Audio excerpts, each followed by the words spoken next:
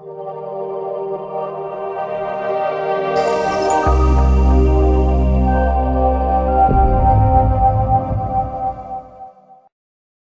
friends, welcome to your YouTube channel NDS Shorthand. If you are a new viewer, please subscribe the channel and hit like button. It will motivate us to communicate with you all and upload more quality dictations. So please hit like. Okay, the dictation will start after 5 seconds. Be ready. Start. The notifications having been issued under Rule 8 within bracket 1, the expression duty of excise in these notifications must bear the same meaning which it has in Rule 8 within bracket 1, and that meaning clearly in excise duty payable under the Central Excises and Salt Act as envisaged in Rule 2.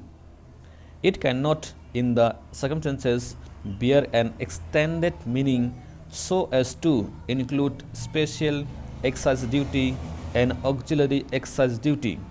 Thus, the assessee is entitled to exemption only in respect of the basic duty of excise liable under the Central Excises and Salt Act, and are not entitled to claim any exemption in respect to a special duty of excise or additional duty of excise or auxiliary duty of excise.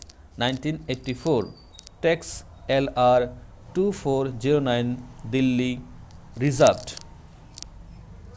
It is obvious that when a notification granting exemption from duty of excise is issued by the central government in exercise of the power under Rule 8 within bracket 1 simpliciter without anything more, it must be reasoned of the definition of duty contained in Rule 2 clause V, which according to the well recognized canons of construction would be projected in Rule 8 within bracket 1 be read as granting exemption only in respect of duty of excise payable under the Central Excises and Salt Act 1944.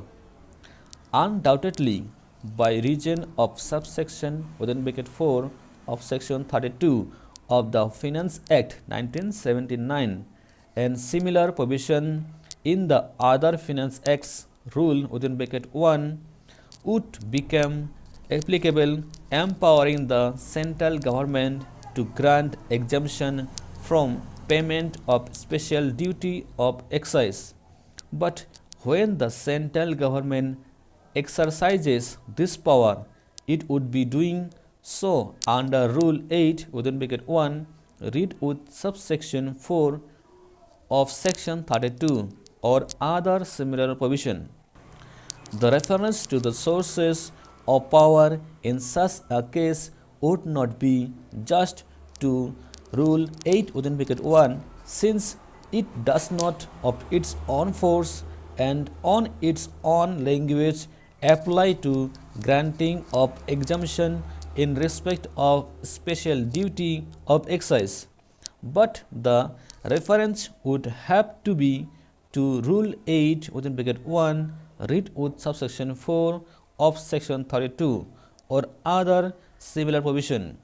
It is therefore clear that where a notification granting exemption is issued only under sub-rule 1 of Rule 8 without reference to any other statute making the provisions of the Central Excises and Salt Act and the rules made thereunder applicable to the levy and collection of special, auxiliary or any other kind of excise duty levied under such statute, the exemption must be read as limited to the duty of excise payable under the Central Excises and Salt Act 1944 and cannot cover such special, auxiliary, or other kind of duty of excise.